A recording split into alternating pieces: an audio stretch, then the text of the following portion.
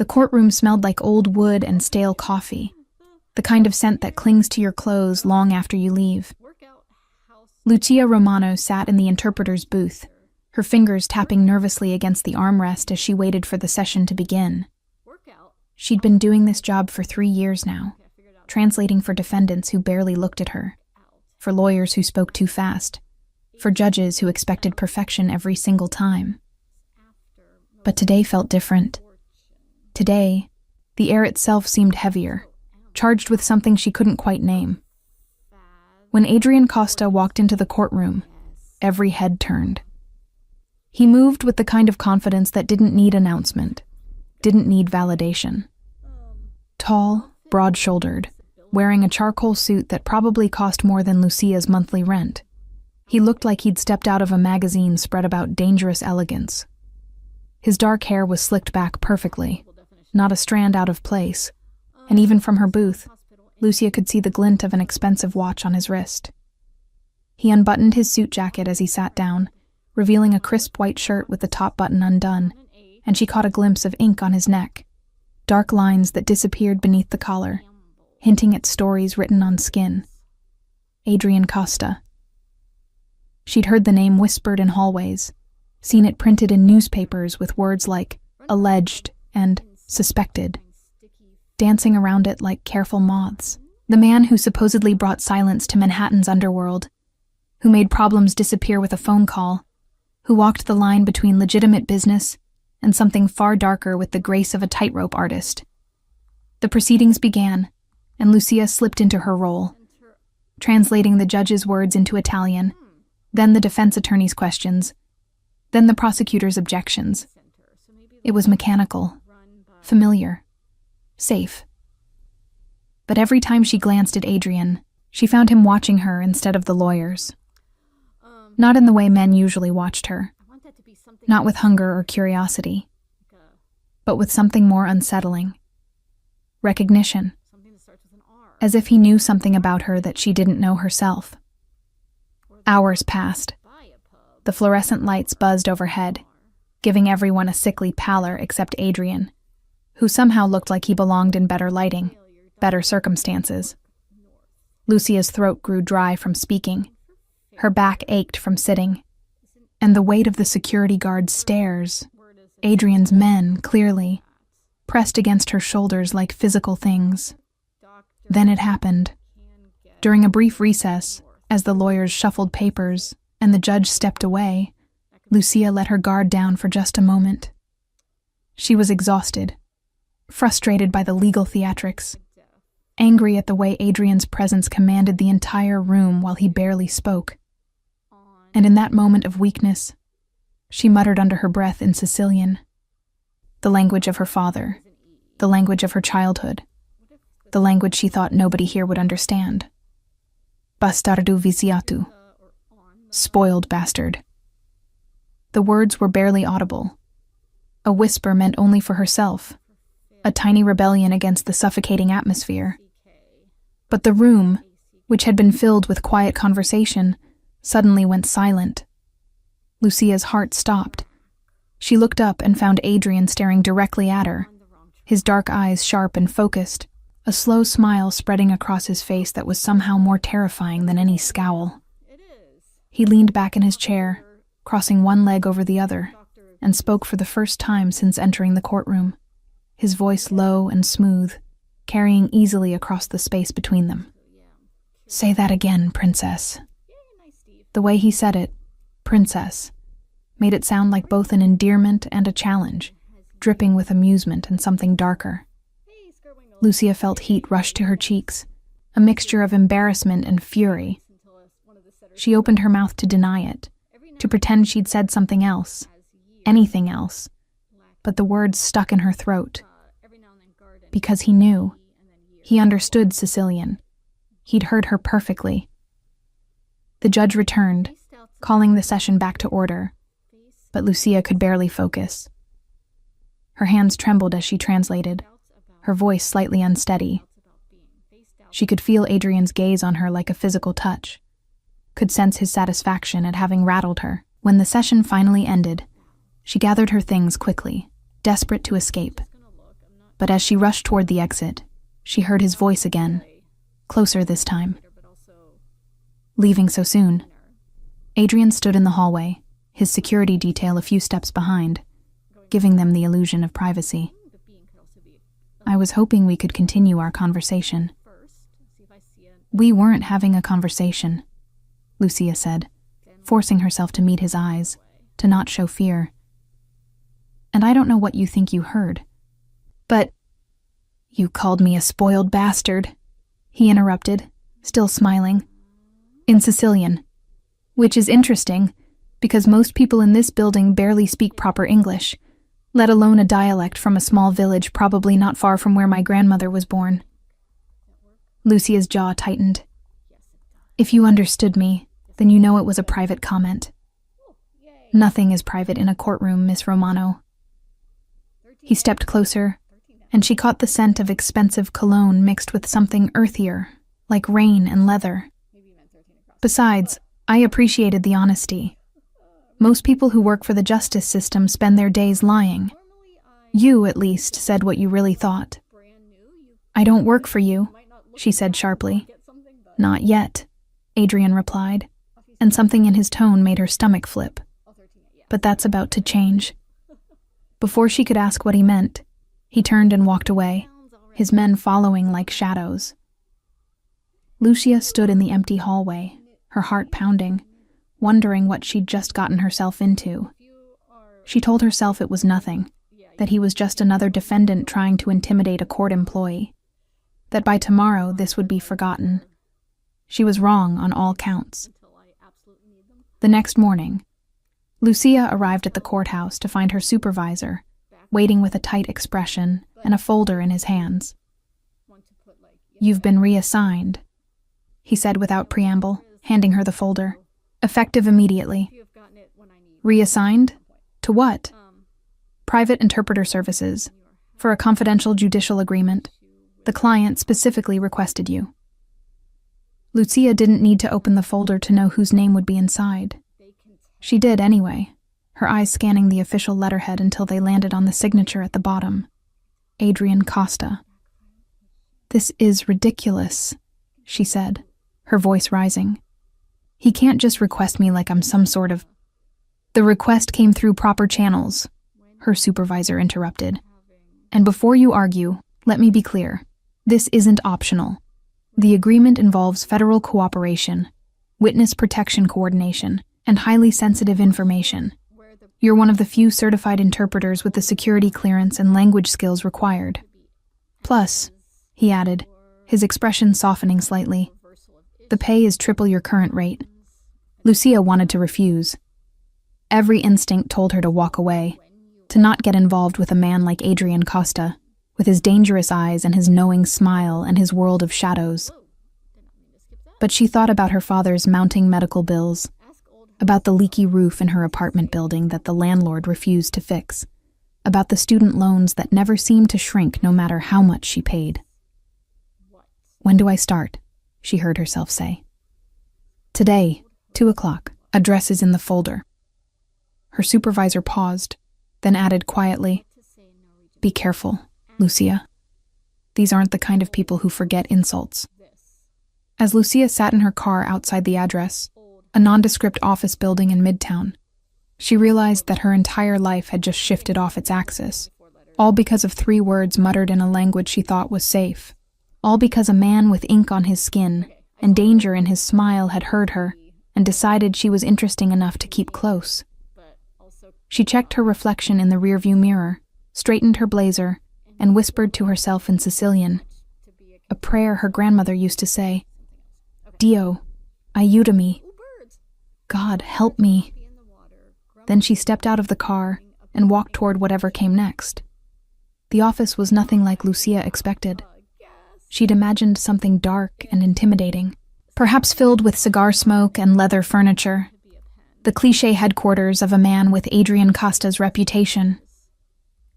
Instead, she found herself in a bright, modern conference room, with floor-to-ceiling windows overlooking the city, minimalist furniture, and abstract art on the walls that probably cost more than her car. It was the kind of space that screamed legitimate business. The kind of place where deals were signed and futures were traded, where nothing illegal could possibly happen, which of course made her more nervous. Adrian was already there when she arrived, sitting at the head of a long glass table, reviewing documents with two lawyers who looked exhausted despite the early hour. He glanced up when she entered, and that same smile from yesterday curved his lips, like he'd been waiting specifically for this moment. "Miss Romano?" he said, standing with an old-world courtesy that seemed at odds with everything she knew about him. "Thank you for coming. Please, sit." Lucia took the chair furthest from him, setting down her bag and pulling out her notebook and recording device. Professional. She could be professional. "I was told this involves a confidential judicial agreement. What exactly will I be translating?" "Straight to business. I like that." Adrian dismissed the lawyers with a subtle nod, and they gathered their things quickly, leaving them alone. Once the door closed, his demeanor shifted slightly. Still composed, but less formal, more real. "The federal prosecutors and I have reached an understanding. I provide information about certain operations in exchange for immunity and protection for specific individuals."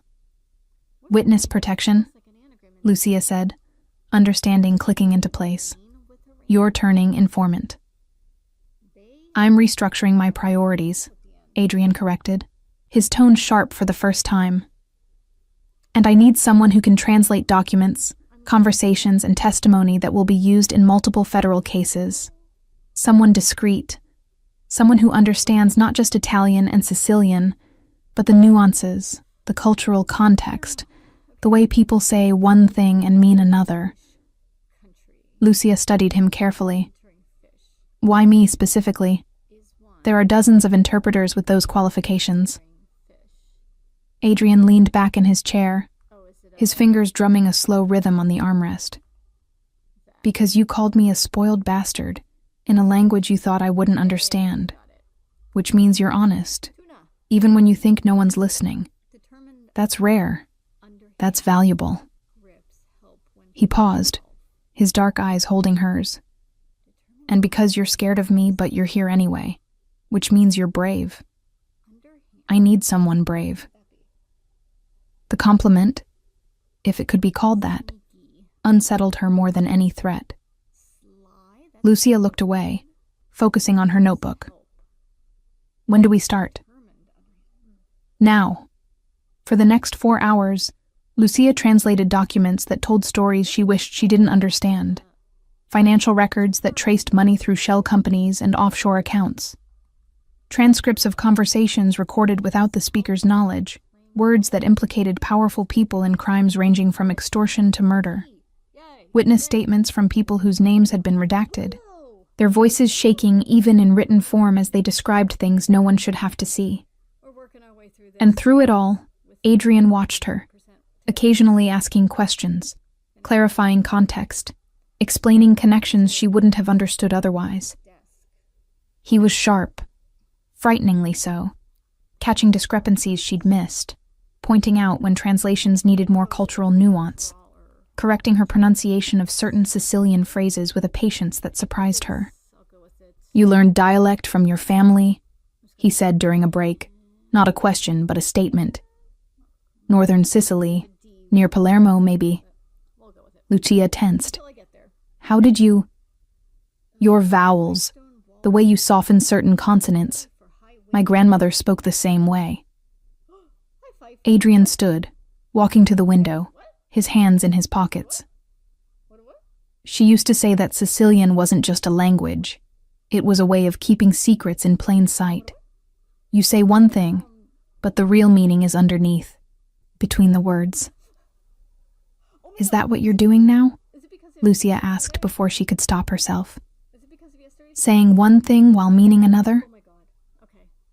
He turned to face her, and for a moment, his expression was unguarded, almost vulnerable. "I'm trying to do something I should have done years ago. I'm trying to protect people who can't protect themselves. The federal agreement isn't about saving my own skin. I could disappear tomorrow and they'd never find me. It's about getting others out. People who were born into this life and never had a choice. Lucia wanted to believe him. God, she wanted to believe that there was something redeemable in this man, that he wasn't just another criminal using the system to his advantage. But she'd spent 3 years in courtrooms, listening to defendants spin stories, watching guilty men walk free because they knew how to manipulate emotion. "Why should I trust anything you say?" she asked quietly. Adrian crossed the room until he stood on the other side of the table, close enough that she could see the flecks of gold in his dark eyes. Close enough to notice that the ink on his neck wasn't random. It was text, written in Italian, though she couldn't make out the words. "You shouldn't," he said simply. "Trust should be earned, so let me earn it." He slid a folder across the table. Lucia opened it cautiously and found photographs. Children's faces, maybe a dozen of them, ranging in age from infants to teenagers. "Who are these?" "Sons and daughters of men in my organization. Some are legitimate children, some are from affairs, from second families, from mistakes. All of them are at risk because of their father's choices." Adrian's jaw tightened. "The federal agreement includes relocation and new identities for these kids and their mothers. Clean breaks, clean futures. That's what I'm buying with my cooperation." Lucia stared at the photos, at the innocent faces looking back at her, and felt something crack inside her chest. She thought about her own childhood, about her father's warnings to stay away from men like this, about the fear she'd seen in his eyes whenever someone mentioned the old neighborhood, the old ways. These children deserved better than to inherit their father's sins. "Okay," she said softly. "I'll help, but I have conditions." Adrian raised an eyebrow. "You're in no position to negotiate. Neither are you, apparently, since you specifically requested me." Lucia closed the folder, her hand steadier now. "I want transparency. No lies, no half-truths. If you're asking me to translate something, I need to know the full context. I won't be a blind accomplice." "Agreed. And when this is over, when whatever agreement you've made is fulfilled, I walk away. No connections, no favors owed. Nothing that ties me to you or your world." Adrian was quiet for a long moment, studying her with an intensity that made her skin prickle. Then he extended his hand across the table. "You have my word." Lucia hesitated, knowing that shaking his hand meant crossing a line she couldn't uncross. But she thought about those children's faces, about the chance to do something that actually mattered, about the strange pull she felt toward this dangerous man who quoted his grandmother and fought for people who couldn't fight for themselves. She took his hand. His grip was firm, warm, and when he didn't immediately let go, she felt her pulse quicken in a way that had nothing to do with fear. "Welcome to the other side of the law, Princess," Adrian said, his voice low and rough. "Try not to get too comfortable." Over the following weeks, Lucia fell into a rhythm that felt both surreal and strangely natural. She arrived at the office each morning, spent hours translating documents and recordings, broke for lunch that Adrian always ordered from expensive restaurants, then worked into the evening, her voice hoarse from speaking 2 languages simultaneously. They developed a shorthand, an understanding of each other's rhythms and thought processes. He learned that she preferred her coffee black with 2 sugars, that she twisted her hair when she was concentrating, that she had a sharp sense of humor that emerged when she was tired. She learned that he was more educated than she'd assumed, quoting philosophers and poets between legal strategies, that he had a younger sister he never mentioned in official documents, that the text tattooed on his neck was from Dante's Inferno. "Lasciate ogni speranza, voi c'entrate. Abandon all hope, ye who enter here." "Cheerful choice," Lucia remarked one evening, after working up the courage to ask about it. Adrian touched his neck absently. "A reminder of what I am, what I've done. Some things you can't wash away, Miss Romano. You can only carry them." It was the most honest thing he'd said to her, and it made her see him differently, not as a villain or a hero, but as something more complicated, more human. a man trying to atone without believing in redemption. But as the weeks passed and the documents piled up and the list of people they were trying to protect grew longer, Lucia began to notice inconsistencies. Meetings that Adrian attended but didn't mention. Phone calls he took in Italian, switching to dialect when he didn't want her to understand fully. Small lies by omission that added up to something bigger. And she realized, with growing dread, that the judicial agreement might be real, but it wasn't the whole story. Adrian Costa was playing a longer game, one that she was now part of whether she wanted to be or not. The turning point came on a Tuesday evening when Lucia stayed late to finish translating a particularly complex deposition. The office building was nearly empty, just a few cleaning staff and the ever-present security detail that shadowed Adrian's movements. She'd grown used to them, silent men in dark suits who treated her with careful respect, as if she were something fragile that might break or something dangerous that might bite. Lucia was deep into a section about financial transfers when she noticed something odd. The transcript she was working from referenced a meeting that had allegedly taken place in a warehouse in Brooklyn, but the address matched a location that had appeared in another document, one Adrian had specifically told her was unrelated to the federal case. She cross-referenced dates and realized they overlapped. Someone was lying, either the witness giving the deposition or Adrian himself when he'd explained the other document. She sat back, her mind racing. If Adrian had lied about this, what else had he lied about? Was the entire judicial agreement a facade, like the rumors suggested? Was she helping to orchestrate some elaborate deception that would ultimately hurt the very people they claimed to be protecting? "You look troubled." Adrian's voice startled her. She hadn't heard him approach, hadn't noticed him standing in the doorway watching her. He'd loosened his tie and rolled up his sleeves, and she could see more of the tattoos that decorated his forearms. Intricate designs that looked like they told stories, though she'd never asked what they meant. "Just tired," Lucia lied, closing her laptop a bit too quickly. Adrian walked into the room, moving with that predatory grace that never quite left him, even in casual moments. "You're a terrible liar, Miss Romano. One of your more endearing qualities, actually." He glanced at her closed laptop. "What did you find?" Her heart hammered. She could pretend ignorance, but he'd see through it. She could deflect, but that was just another form of lying. Or she could confront him directly and deal with the consequences. Lucia thought about her father's warnings, about the smart thing to do, about self-preservation. Then she thought about those children's faces in the photographs, about the promise of transparency, about the fact that she'd already crossed so many lines that one more barely mattered. "The warehouse meeting," she said quietly. "In the Brooklyn deposition, the address matches another location from the Castellano documents. You told me those were separate operations, but the dates overlap. Someone's lying." Adrian's expression didn't change, but something flickered in his eyes. Respect, maybe, or resignation. He pulled out the chair next to her and sat down, close enough that she could smell his cologne, see the faint scar above his left eyebrow. "You're right. I did lie. Not about the documents themselves, but about their connection." Lucia's stomach dropped. "So this entire agreement is real," Adrian interrupted firmly. "Every word of it is real. The protection for those kids, the immunity I'm receiving, the information I'm providing to the prosecutors, all of it is legitimate. But yes, there's more to it. There's always more to it."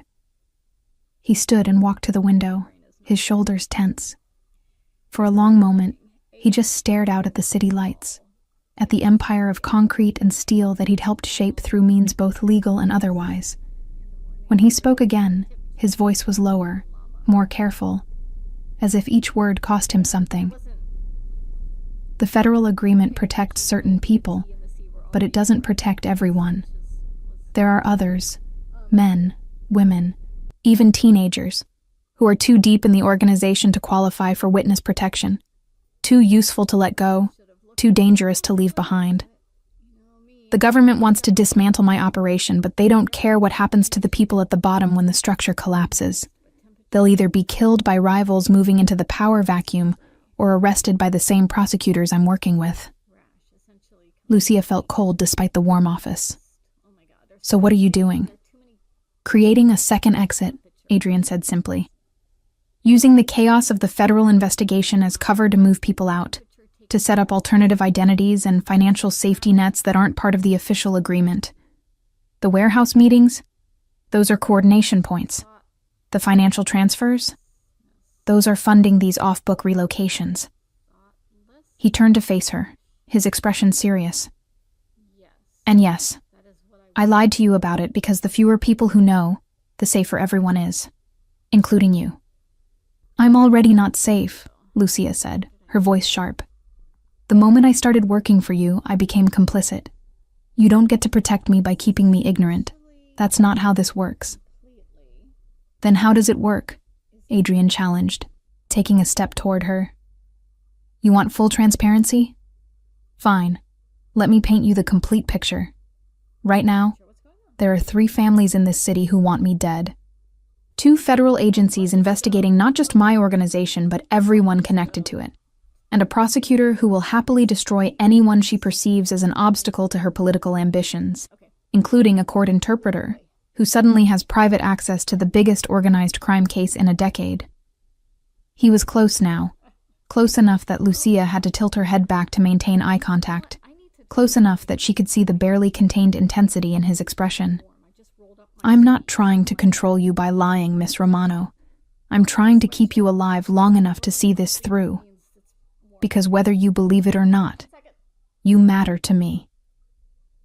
The confession hung between them, unexpected and heavy. Lucia's breath caught. She wanted to ask what he meant, wanted to dissect those 5 words, you matter to me, and understand if they were manipulation or truth, strategy or vulnerability. But before she could speak, the lights went out. The sudden darkness was absolute, the kind of pitch black that only happens when power is deliberately cut rather than accidentally lost. Adrian's hand found her arm immediately, his grip tight, but not painful. Stay close to me, he said, his voice calm despite the circumstances. Don't make a sound. Lucia's training kicked in. She'd grown up in neighborhoods where you learned early to recognize danger, to know the difference between routine trouble and the kind that could kill you. This was the latter. She let Adrian guide her away from the window, her hand finding his arm, feeling the tension in his muscles. Through the darkness, she heard sounds, footsteps in the hallway, multiple pairs, moving with purpose. Then voices, muffled but aggressive, speaking in Italian. They weren't security. They weren't police. Adrian pulled her down behind the conference table, just as the door exploded inward. Muzzle flashes lit the room in strobe-like bursts, bullets tearing through furniture and walls. Lucia pressed her face against Adrian's chest, feeling his heart beat steady and strong despite the chaos, smelling gunpowder and fear and the expensive cologne he wore. His arm wrapped around her, shielding her body with his own, and she realized with strange clarity that he would die to protect her, that this dangerous man who'd lied and manipulated and killed had somehow decided she was worth saving. The shooting stopped as abruptly as it began. Shouting in the hallway, Adrian's security detail finally responding. Return fire. The sounds of a struggle. Bodies hitting walls. Someone screaming in pain. Adrian shifted, reaching for something at his ankle. A gun, Lucia realized, though she'd never seen him carry one. His hand remained steady as he aimed toward the shattered doorway, waiting, ready. Then silence. Footsteps approaching again, but slower this time, cautious. Boss, a familiar voice. Marcus, Adrian's head of security. We got 3 of them. 1 escaped. Building secure. Adrian didn't lower his weapon. Check every room, every floor. I want cameras reviewed and perimeter doubled. No one else gets in. He finally looked down at Lucia, his expression unreadable in the darkness. Are you hurt? She shook her head, not trusting her voice. Now that the immediate danger had passed, she was shaking, adrenaline flooding her system. Adrian's hand found hers, his thumb brushing across her knuckles, in a gesture that was surprisingly gentle. I'm sorry, he said quietly. I'm so sorry you had to experience that. The lights flickered back on, revealing the destruction. Bullet holes in walls, shattered glass, overturned furniture. But what struck Lucia most was Adrian's face in the sudden brightness. He looked tired, older than his years, carrying weight that had nothing to do with physical burden. And he looked scared, not for himself, but for her, his eyes scanning her face and body for any sign of injury. Marcus appeared in the doorway with 2 other security guards, all of them armed and grim-faced. The one who escaped headed for the parking garage. We've got footage of him getting into a black SUV with no plates. Sending the video to our contacts now for identification. It was the Moretti family, Adrian said. Not a question, but a statement. He helped Lucia to her feet, his hand lingering on her back. They found out about the federal agreement faster than I expected. This was a message. What kind of message? Lucia asked, her voice stronger now despite her shaking hands. Adrian's jaw tightened. The kind that says if I'm going to burn, I'm taking everyone with me. They're declaring war. Over the next hour, Lucia watched Adrian transform from the composed businessman she'd been working with into something else entirely. The man beneath the suit, the leader who'd earned his reputation through blood and strategy rather than inherited privilege. He made calls, issued orders, coordinated responses with a calm efficiency that was almost frightening. This was what real power looked like, she realized. Not the theatrical violence of movies, but the ability to mobilize an army with a few words, to shift entire operations with a single decision. But what surprised her most was that he never sent her away. Even when his associates arrived for emergency meetings, even when they discussed things that were clearly illegal and dangerous, Adrian kept her close, his hand occasionally finding her shoulder or elbow, as if reassuring himself that she was real and safe. And his men, these hardened criminals who probably had decades of violence between them, treated her with careful respect, nodding when she entered the room, stepping aside to let her pass, as if Adrian had somehow claimed her as something precious. They left the building at 3 a.m, surrounded by security that had tripled in size. Adrian insisted on driving her home himself, dismissing protests from Marcus about protocol and safety. The city streets were empty, illuminated by streetlights that cast everything in amber and shadow. Lucia sat in the passenger seat of Adrian's car, a sleek black sedan that probably cost more than most people made in a year, and tried to process everything that had happened, everything she'd learned, everything she now understood about the life she'd stumbled into. I'll have a security detail assigned to you, Adrian said, breaking the silence. They'll be discreet, but they'll be close. If anyone approaches you, if anything feels wrong, you call me immediately. Not 911, not the office. Me. He handed her a phone, a burner, she realized, the kind that couldn't be traced. My number is already programmed in. It's the only number in there. Lucia took the phone, feeling its weight in her palm. This wasn't supposed to be dangerous. You told me I'd just be translating documents. I know. I miscalculated. Adrian's hands tightened on the steering wheel. The families move faster than they used to. They're more desperate, more willing to break the old rules. I thought I had more time before things escalated. More time to do what? Lucia turned to face him.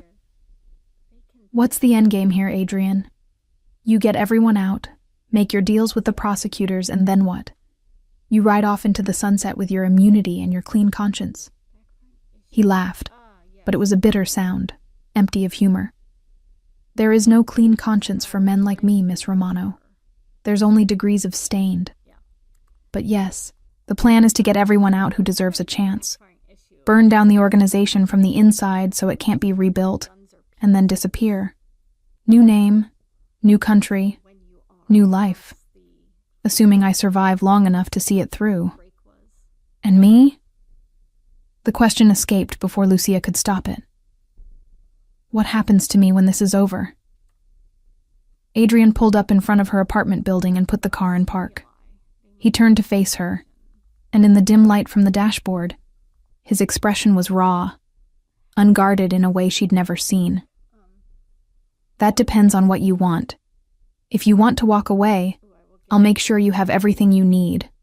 Money, protection, a clean break from all of this. No one will know you were involved. You'll be safe. And if I don't want to walk away? The question hung between them, loaded with implications neither of them had acknowledged until now. Adrian reached out slowly, giving her time to pull back, and brushed a strand of hair from her face. His touch was gentle, reverent, completely at odds with the violence they'd survived hours earlier. Then I'd be the selfish bastard you called me in that courtroom because I'd want you with me. I'd want to know that when I disappear, I'm not disappearing alone. That somewhere in whatever new life I manage to build, there's someone who sees me. The real me. Not the legend or the monster, but the man in between. Lucia's breath caught. She should be terrified by this confession, by the intensity in his voice, by the implication that he was offering her a future that made no logical sense. But all she felt was a pull, that same magnetic attraction that had been building since the first day, since he'd smiled at her insult and decided she was worth pursuing. "I'm not what you think I am," she said softly. "I'm not brave or special. I'm just a girl from Brooklyn who speaks a few languages and was stupid enough to insult a dangerous man." "You're wrong about all of that," Adrian said. "You're the bravest person I've ever met. You sat in a room with killers and told me I was lying to my face. You stayed during a shootout when most people would have panicked. You see through the performance everyone else believes. That's not stupidity. That's courage." He paused, his thumb tracing her jawline. "And you're more special than you could possibly understand." Before Lucia could respond, before she could analyze or rationalize or pull away, Adrian kissed her. It wasn't gentle. It was desperate and hungry, and filled with all the tension that had been building between them for weeks. His hand cupped the back of her neck, holding her close, and Lucia found herself kissing him back with equal intensity, her fingers tangling in his perfectly styled hair, ruining it, making him real and touchable and human. When they finally broke apart, both breathing hard, Adrian rested his forehead against hers. "This is a terrible idea," he murmured. "I'm going to get you killed or ruin your life or both." "Probably," Lucia agreed, her voice shaky. "But I think I stopped caring about good ideas around the same time I took this job." They sat like that for a long moment, suspended in the space between what they'd been and what they were becoming. Then Lucia's phone rang, her real phone, not the burner. She pulled it out and saw her father's name on the screen, felt reality crash back in. "I have to go," she said, opening the car door. "My father, he worries when I'm out late." "Lucia." Adrian caught her hand before she could leave. "I meant what I said. If you want out, I'll understand. You don't owe me anything."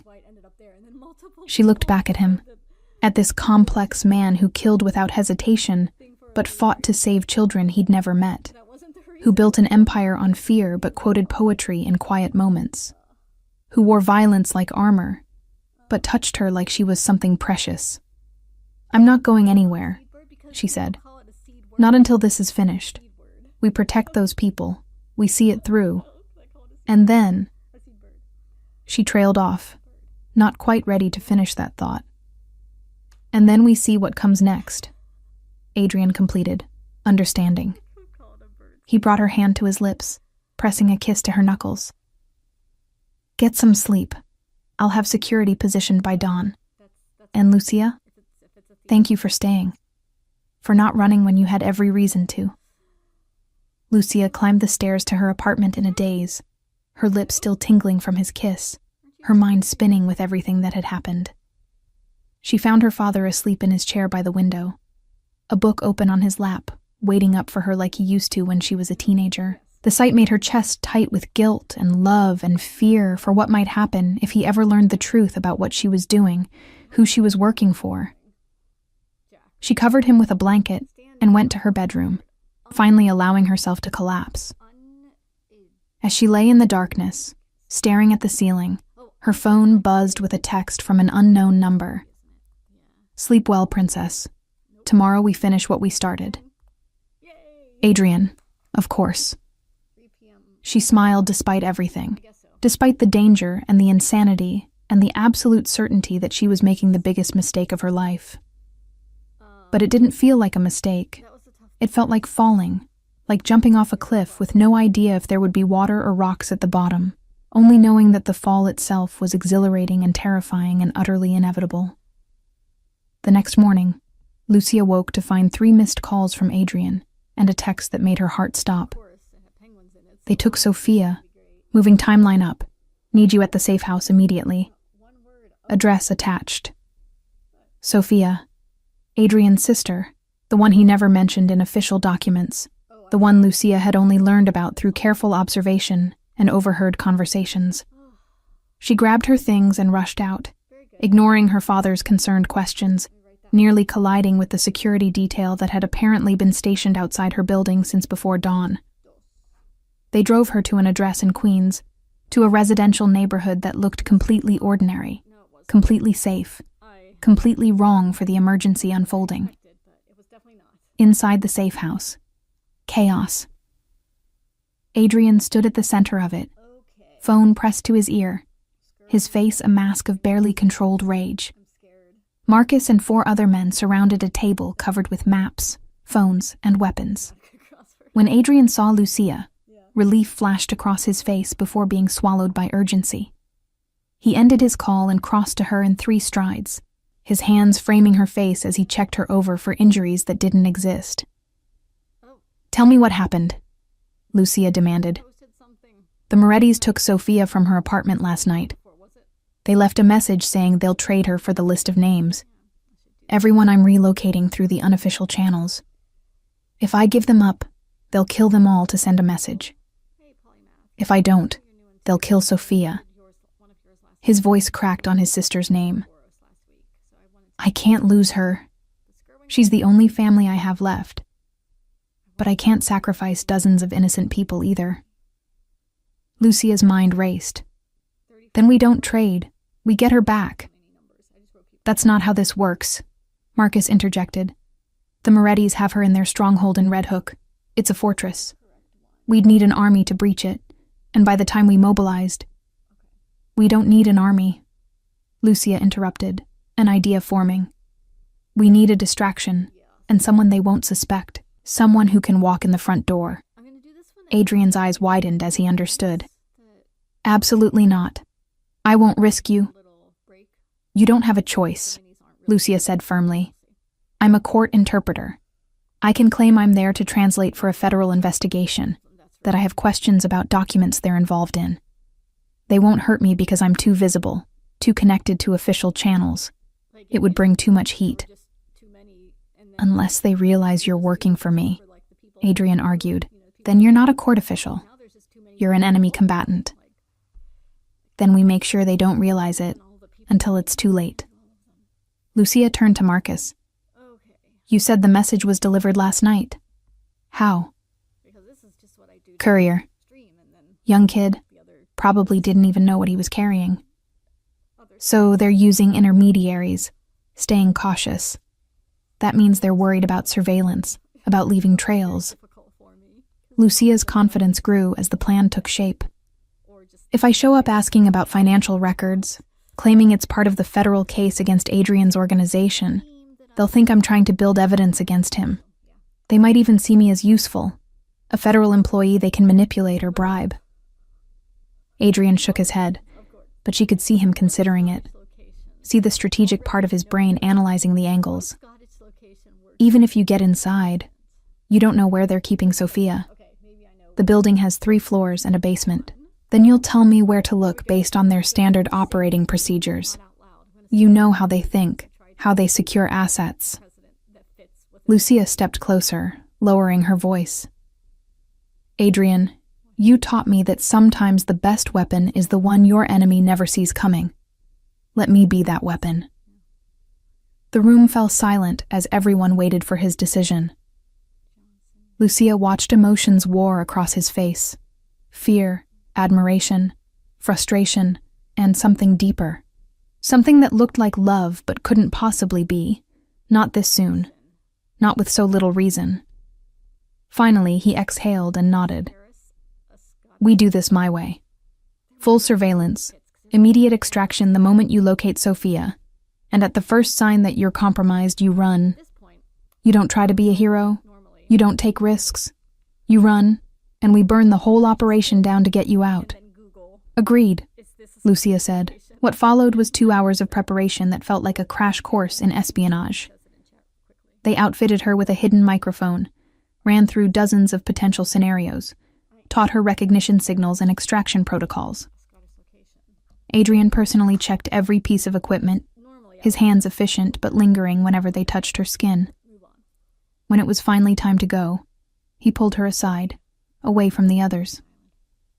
I need you to understand something, he said quietly. If this goes wrong, if they hurt you because of me, I will burn that building to the ground with everyone inside. I will violate every principle I've ever held, break every deal I've made, destroy everything I've built. Because losing you... He stopped, swallowing hard.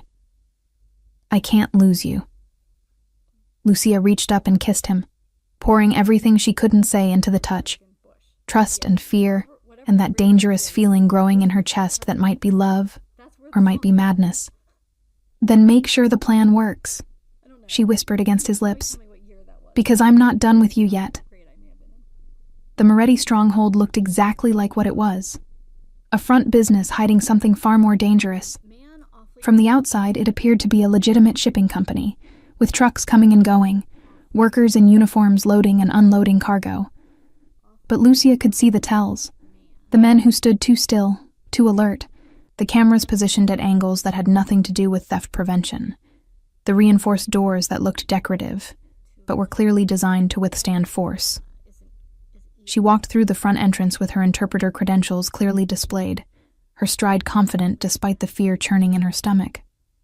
The receptionist looked up with practiced disinterest, then frowned when she saw the official identification.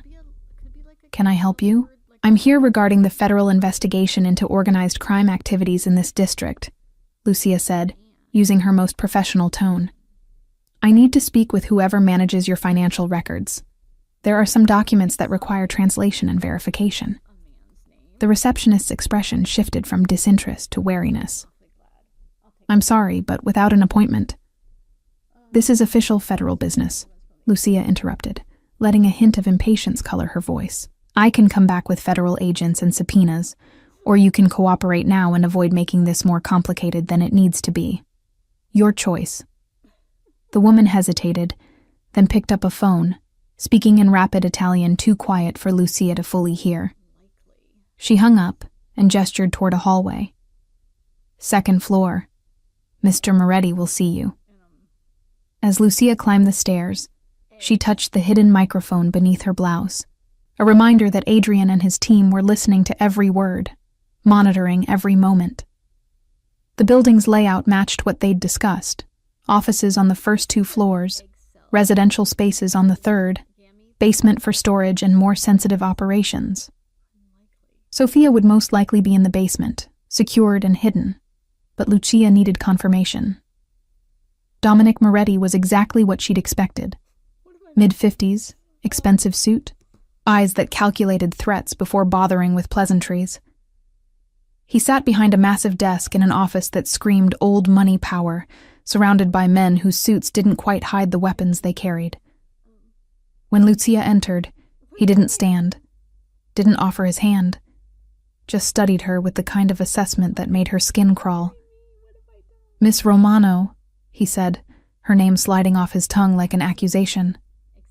the court interpreter who's been spending so much time with Adrian Costa. Tell me, what brings you to my legitimate place of business with federal credentials and accusations? Lucia's heart hammered, but she kept her expression neutral. I'm here in my official capacity as a translator for the federal investigation. Your organization has been mentioned in several documents that require cultural context and linguistic verification. I'm simply following procedure. Following procedure. Dominic smiled, but it didn't reach his eyes. Or gathering information for your employer. And I'm not referring to the federal government. This was the moment. Lucia could run, could try to extract herself before the situation deteriorated. Or she could commit fully to the performance, trust Adrian's plan, and push forward. She thought about Sophia, about those children in the photographs, about Adrian's face when he'd said he couldn't lose her. Then she made her choice. I don't work for Adrian Costa, she said, letting genuine frustration enter her voice. In fact, I'm here because I'm trying to build a case against him. The federal agreement he's negotiated? It's too lenient. He's playing the prosecutors, giving them just enough to satisfy their quotas while protecting the worst offenders in his organization. I need evidence to prove that, and your records could provide it. The lie was beautiful in its simplicity, because it contained just enough truth to be believable. Dominic leaned back, reassessing her. Why would you tell me this? Why not just demand the records officially? Because official requests leave paper trails, and I suspect Costa has people inside the federal system watching for exactly that. But if I come here privately, as a concerned employee who's troubled by what she's seeing, asking for your help in exposing him, Lucia trailed off meaningfully. Well, that's different. Dominic was silent for a long moment. Then he laughed, genuine amusement lighting his face. You're either incredibly clever or incredibly stupid. I haven't decided which yet. He stood, walking to a cabinet and pouring 2 glasses of whiskey. Let's say I believe you. What exactly are you looking for? Financial transfers that connect to his offshore accounts. Specifically, payments made to shell companies in the last 6 months. If I can prove he's been siphoning money meant for witness relocation, I can get the agreement voided and have him charged with fraud on top of everything else. It was a perfect hook, specific enough to sound legitimate, valuable enough to be worth Dominic's time, and completely unverifiable without access to records he probably didn't have. Which meant he'd have to decide whether she was useful or dangerous, whether to help her or eliminate her. Those records are in our secure storage, Dominic said slowly. Basement level. But I'm curious, Miss Romano. If you're really trying to take down Costa, why come to me? Why not approach the federal prosecutors directly?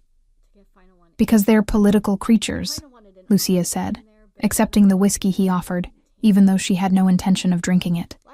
They want headlines and convictions, not justice. If I give them evidence that Costa is manipulating them, they'll bury it to avoid embarrassment. But if I can build an independent case, something airtight that they can't ignore. She let the implication hang. Dominic studied her over his glass. You're playing a dangerous game. Costa finds out you're working against him. He'll kill you. Slowly. Creatively. He has a reputation for dealing with betrayal. Then I guess I'd better make sure he doesn't find out, Lucia said, meeting his gaze steadily. Another long moment of assessment. Then Dominic nodded. Marco, take Miss Romano to the basement archive.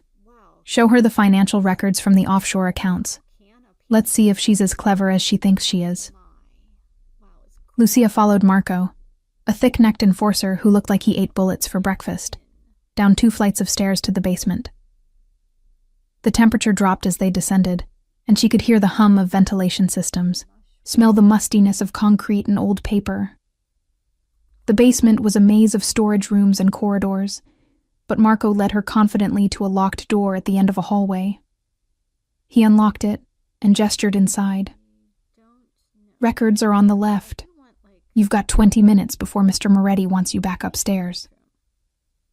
As soon as the door closed behind her, Lucia exhaled shakily and spoke quietly toward her microphone. I'm in the basement. Archive room at the East End. No sign of Sophia yet. Adrian's voice crackled in her nearly invisible earpiece, so quiet she had to strain to hear. North corridor, third door. We're seeing heat signatures on the thermal scan. 1 person secured. Marcus and the team are breaching the perimeter now. 2 minutes. Lucia's hands trembled as she pretended to search through files, giving herself a reason to move around the room. She spotted the corridor Adrian mentioned through a small window in the door. Narrow, dimly lit, with multiple doors that all looked identical. She needed to reach that third door, but Marco was right outside, and there was no way she could just walk out without raising suspicion. Then the lights went out, not just in her room, but throughout the entire basement. Emergency lighting kicked in immediately, bathing everything in red. Lucia heard Marco curse outside her door, heard running footsteps and shouting in Italian. Adrian's team had breached, was creating the distraction they'd planned. This was her chance. She opened the door slowly and found the hallway empty. Marco had run toward the commotion. Lucia moved quickly toward the north corridor, trying to walk with purpose rather than panic, trying to look like she belonged here even though her heart was racing and every instinct screamed at her to run. She counted doors, 1, 2, 3, and found the last one secured with a heavy padlock. She had no way to open it, no tools, no plan beyond getting here. I'm at the door, she whispered. I can't get in. Move away from it, Adrian's voice commanded. Now. Lucia stepped back, just as the door exploded inward, not from inside, but from precise charges that Marcus must have planted. Through the smoke and debris, she saw Sophia, younger than she'd imagined, maybe 22, with Adrian's dark eyes and their family's stubborn jaw. She was bound to a chair, tape over her mouth, but alive and seemingly unharmed. Lucia rushed in and began working on the ropes binding Sophia's wrists. I'm here to help, she said quickly, as Sophia's eyes widened in fear. Your brother sent me. We're getting you out. Sophia made muffled sounds behind the tape, gesturing frantically with her head toward the doorway. Lucia turned and found Marco standing there, gun raised, his expression no longer neutral but murderous. You lying bitch, he snarled. You're with Costa. Lower the weapon. Adrian's voice, deadly calm, came from behind Marco. Lucia watched as Marco slowly turned and found himself facing Adrian, Marcus, and 3 other armed men. Lower it, or what happens next will be very permanent. Marco's gun wavered, then dropped. You can't get out. The building's surrounded by our people. Dominic's already calling in reinforcements. Then I suggest we all move quickly, Adrian said. His eyes found Lucia's across the room, and she saw relief and fury and fear all mixed together in his expression. Are you hurt? I'm fine. But Sophia needs medical attention. She's been here at least 12 hours. Adrian moved past Marco as if he were furniture, kneeling beside his sister and carefully removing the tape from her mouth. Sophia immediately threw her arms around his neck, sobbing. I'm sorry, I'm so sorry. They came for me because of you, because of what you're doing. Shh, not your fault. Never your fault. Adrian held her close for just a moment. Then his professional mask snapped back into place. Can you walk? Sophia nodded, and Lucia helped her stand. They moved as a unit back toward the basement entrance, Adrian leading, Marcus bringing up the rear. Gunfire erupted somewhere above them, Dominic's reinforcements arriving, Adrian's team holding them back. The plan had been for a quick extraction, in and out, before anyone could mobilize a serious response. But they'd been delayed, and now they were trapped in a war zone. Service tunnel, Marcus said urgently. Northeast corner. We can get to the parking garage that way. They changed direction, running now through the maze of corridors. Lucia kept one hand on Sophia, steadying her, while her other hand found Adrian's. He squeezed it once, hard enough to hurt, as if grounding himself with the confirmation that she was real, was here, was alive. The service tunnel was exactly as bad as it sounded. Narrow, low-ceilinged, smelling of decay and rust. They had to move single file, Marcus in front now with a flashlight, Adrian behind Lucia and Sophia, protecting them from any pursuit. Above them, the sounds of the battle continued, muffled by concrete but still audible. Shouts, gunfire, sirens in the distance. The authorities would arrive soon, drawn by the violence, and everyone involved would scatter. This was the chaos Adrian had orchestrated, the collapse of the old structure that would let him rebuild something new in its place. They emerged in the parking garage 3 blocks away, where more of Adrian's men waited with vehicles. Sophia was bundled into an SUV that would take her directly to a private doctor, surrounded by enough security to repel a small army. Before the door closed, she grabbed Lucia's hand. "Thank you," she said, her voice hoarse from disuse and tears, "for coming for me, for risking yourself." "Your brother would have burned the world down to get you back," Lucia said simply. "I just helped him be strategic about it." Sophia smiled, fragile but real, then looked at Adrian. "She's the one, isn't she? The one you told me about on the phone last week, the one who makes you think you could have a different life." Adrian's jaw tightened, but he didn't deny it. "Get her to safety," he told the driver. "I'll be right behind you." The aftermath was controlled chaos. Adrian's organization scattered to pre-arranged locations, following protocols established specifically for this scenario. The Moretti stronghold burned, literally burned, because someone had started a fire during the fighting that quickly spread through the upper floors. Fire trucks and police cars swarmed the area, and Lucia watched from the passenger seat of Adrian's car as the building she'd walked into an hour ago was consumed by flames and sirens and the machinery of official response. "They'll blame the Morettis for the fire," Adrian said, navigating through side streets with practiced ease. "Arson. Improper storage of flammable materials. Pick your violation. The federal investigation will use this as leverage to accelerate their case. And by the time anyone thinks to look for the people who were actually responsible, we'll be ghosts." "We?" Lucia repeated quietly. Adrian's hand found hers on the center console. "You're in this now. All the way in. The moment you walked into that building for Sophia, you became part of my world. The Morettis know your face, know you're working with me. You can't go back to your old life. It's not safe. So yes, we. You and me and everyone I'm trying to save. We disappear together. Or we don't disappear at all." Lucia should have been terrified. She should have been protesting, demanding to be let out, insisting there had to be another way. But all she felt was a strange sense of inevitability, as if every choice she'd made since that first day in the courtroom had been leading to this moment, this man, this impossible future. "My father," she said. "I can't just leave him without explanation." "We'll bring him," Adrian said immediately. "If he wants to come, we'll set him up wherever we end up. Give him a cover story, keep him safe. I'm not asking you to abandon your family, Lucia. I'm asking you to trust me to protect them." They drove to a safe house in Connecticut, a sprawling estate hidden behind gates and trees that looked like it belonged to old money and legitimate power. Inside, it was chaos of a different kind. People Lucia recognized from the documents she'd translated, the children and mothers whose photographs she'd seen, all of them in various states of preparation for departure.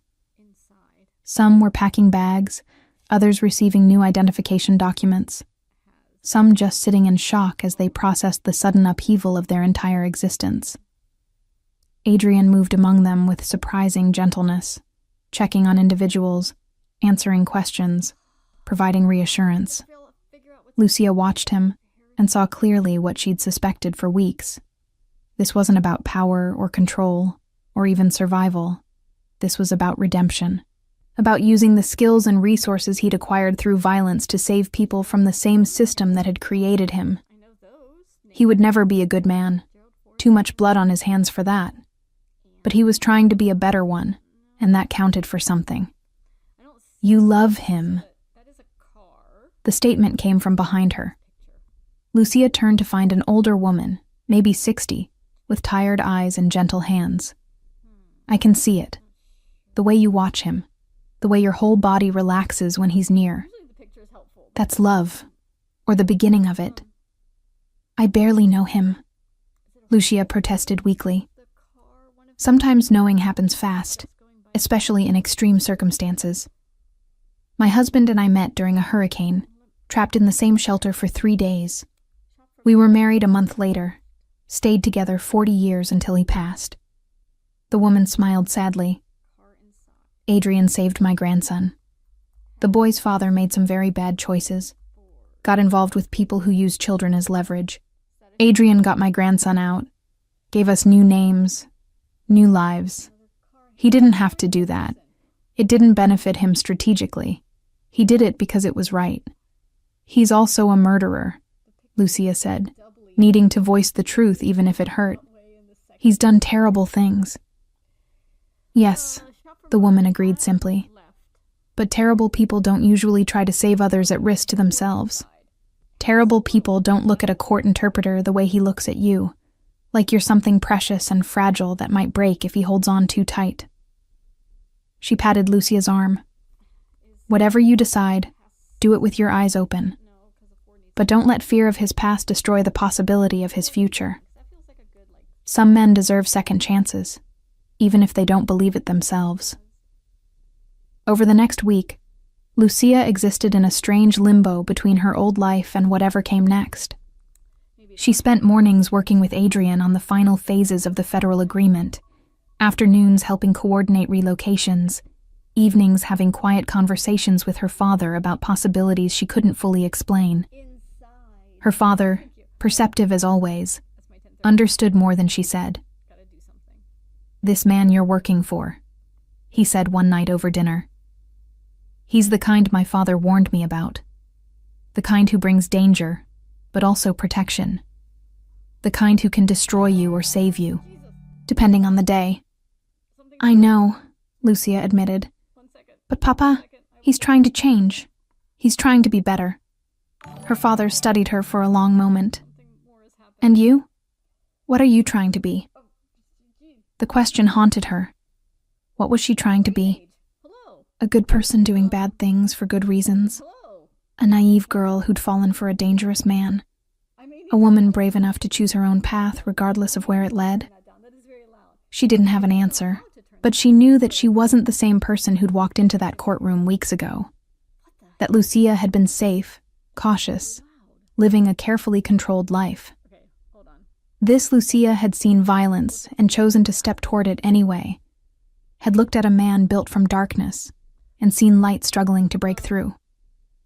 The federal prosecutors finally closed their case on a rainy Tuesday morning.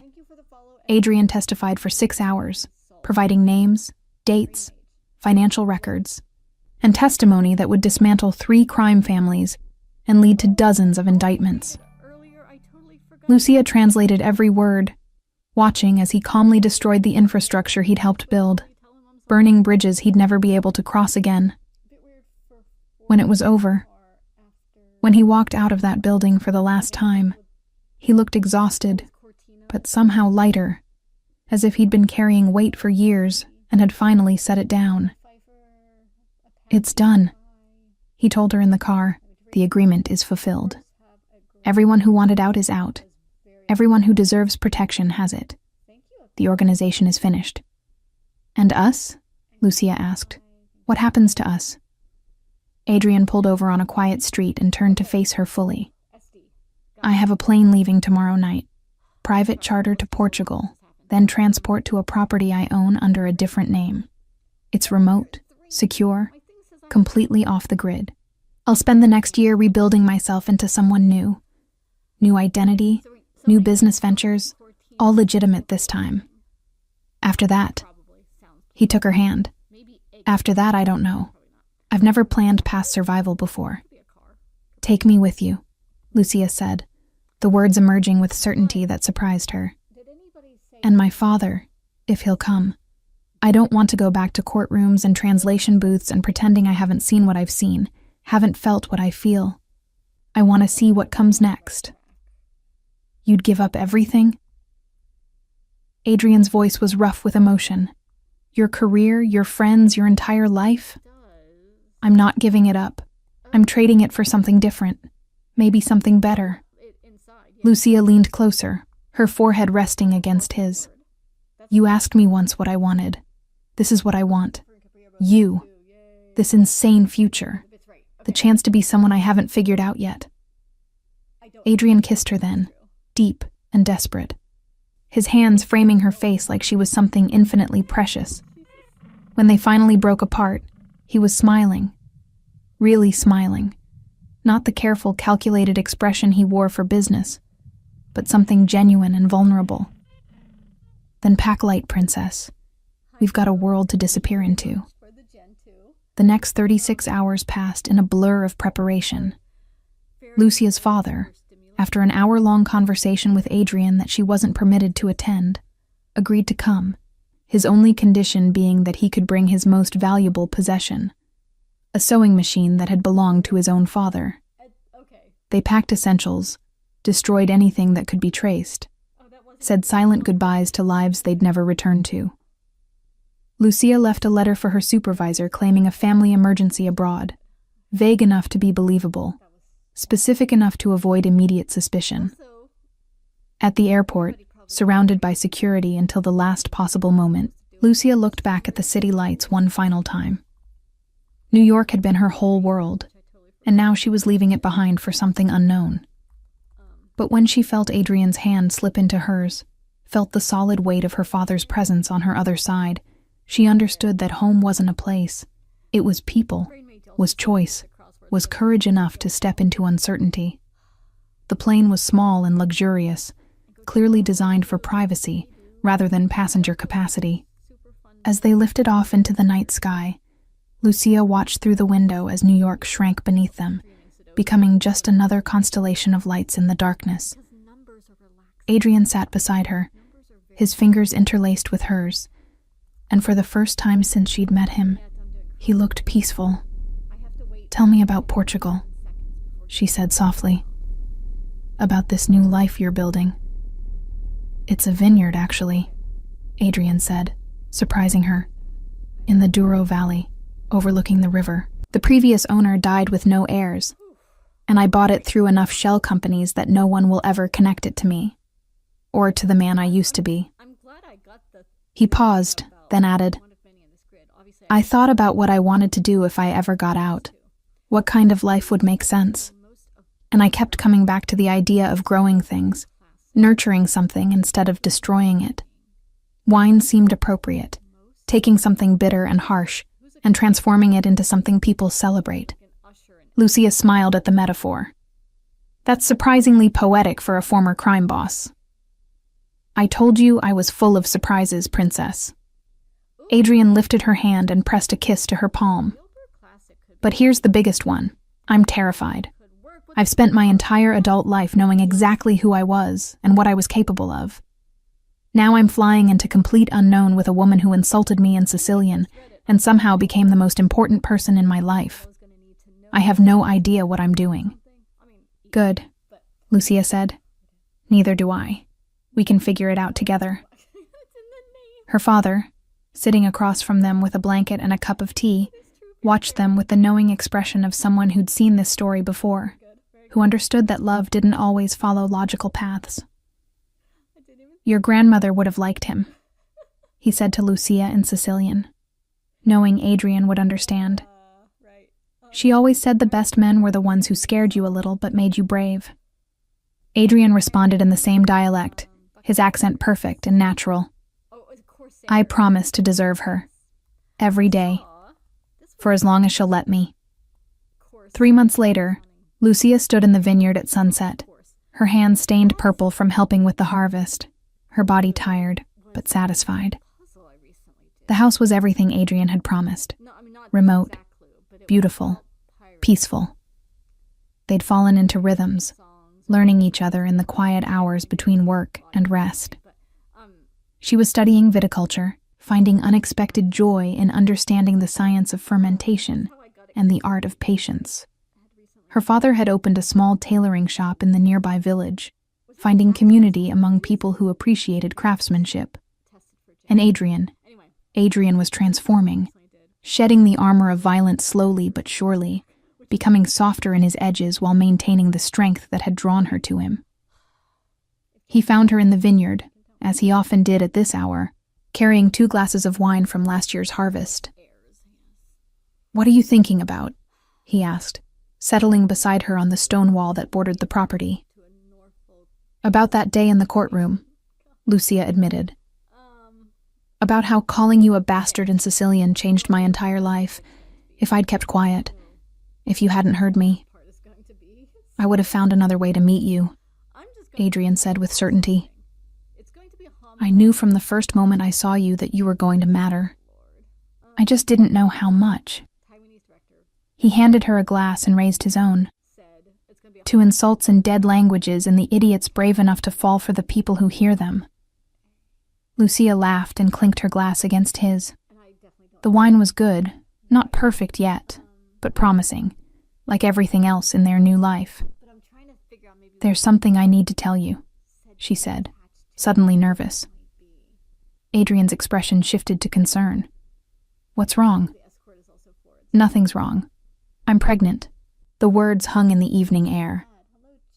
Adrian went very still, his wineglass frozen halfway to his lips. Then he set it down carefully and turned to face her fully, his hands finding her waist, pulling her close. "Say that again," he said, his voice thick with emotion. "I'm pregnant. About 8 weeks, according to the doctor in the village. I wasn't sure how to tell you. Wasn't sure if you wanted..." He kissed her, cutting off her uncertainty, his hands gentle on her face. When he pulled back, there were tears in his eyes. "I've done terrible things, Lucia. Things I can never take back. Sins I can never atone for. But this, getting to be a father, getting to raise a child with you in this place we've built, that's redemption I never thought I'd deserve." Lucia leaned into him, feeling safe and loved and hopeful for the first time in longer than she could remember. Around them, the vineyard stretched in neat rows, the grapes ripening in the last light of day, everything growing towards something sweeter. In the distance, she could see her father through the window of the main house, probably preparing dinner, probably already suspicious about why they'd been outside so long. Tomorrow she'd tell him he was going to be a grandfather. Tomorrow they'd start planning for the future that was suddenly more real, more tangible. But tonight, she sat with the man who'd started as an insult, overheard in a language of secrets, who'd become a partner in crime, and then something far more profound. She thought about the woman she'd been, careful, controlled, safe. And she looked at the woman she'd become, brave, complicated, free. The journey between them had been dangerous and impossible, and absolutely worth it. "You know," Adrian said, his hand resting gently on her still flat stomach, "our child is going to grow up speaking 3 languages, English, Italian, and Sicilian for insults." "Obviously," Lucia agreed, smiling. "It's the only way to ensure they're properly prepared for life." He laughed, that genuine sound she'd learned to treasure, and pulled her closer. They sat like that as the sun finished setting, painting the sky in shades of gold and crimson, 2 people who'd found each other in the worst circumstances and chosen to build something beautiful anyway. Behind them, the house waited with warm light and her father's cooking. Ahead of them, years stretched with infinite possibility, and between them, a tiny life beginning, proof that even from darkness and danger and terrible choices, something good could grow. In the morning, they'd wake early to tend the vines.